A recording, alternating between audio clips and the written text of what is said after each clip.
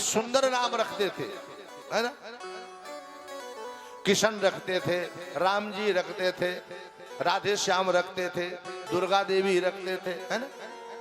ये सब अच्छे अच्छे नाम रखते थे। अब आजकल अपभ्रंश हो गया है, ऐसा नाम रखेंगे जिसका कोई मतलब ही नहीं है। और चाहे बेटे के ही नाम से बुलाया जाए, प्रभु का नाम अगर आता है तो उसका परम कल्याण होने लगता है। अजामिल अपने बेटे को बुलाने लगा नारायण कहकर। आखिरी समय आया, जीर्ण शरीर हो गया, चारपाई पे लेटा है। और जब व्यक्ति मरने की स्थिति में आता है तो अपने किए हुए कर्मों की याद आती है उसे। मैंने अपने जीवन में क्या अच्छा कर्म किया और क्या बुरा कर्म किया। अगर वो अच्छा कर्म करता है तो मरते समय प्रसन्न होता है, मेरा जीवन अच्छे से यहाँ बीत गया, अब मैं मरने जा रहा हूं, मर जाऊंगा और भगवान के धाम को जाऊंगा। वो मरने से डरता नहीं है। और जो जीवन में गलत करता है वो मरने से डरता है, मेरा जीवन यहाँ भी बेकार चला गया और मरने के बाद यम के दूत आएंगे, मारते घसीटते मुझे नरक में ले जाएंगे।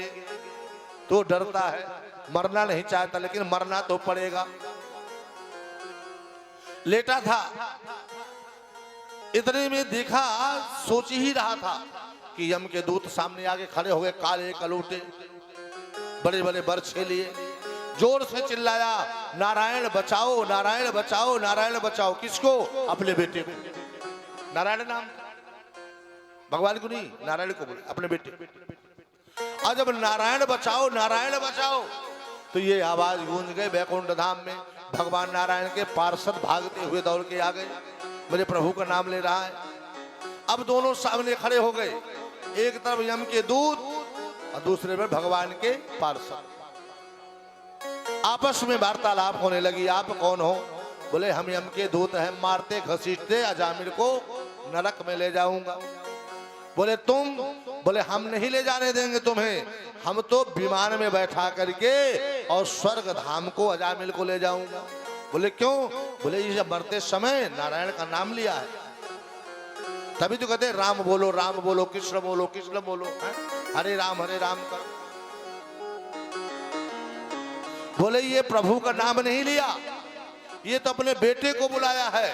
अरे बोले बेटा तो इसका 12-14 साल का है, और प्रभु के नाम पर कब्जा तो हजारों वर्ष पहले का है नारायण का, इसलिए भगवान के धाम का अधिकारी है।